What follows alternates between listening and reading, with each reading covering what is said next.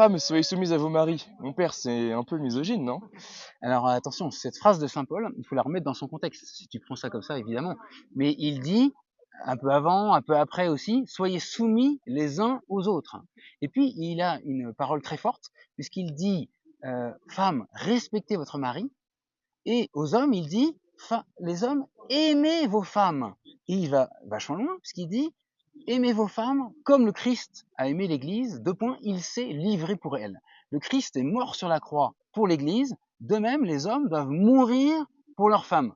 Donc tu vois, si on regarde et comprend, ben on pourrait dire, bah alors c'est un scandale. Quand ça se fait que les hommes sont obligés d'aimer leurs femmes à ce point-là, les femmes ont trop de chance, elles doivent juste respecter leur mari. Non, c'est un ensemble. Évidemment, on doit tous s'aimer les uns les autres. Là aussi, le Christ, il insiste. On s'aime les uns les autres. En fait, au moment du mariage, on se donne à l'autre. Chacun doit être capable de donner complètement sa vie, et c'est ce qu'on fait.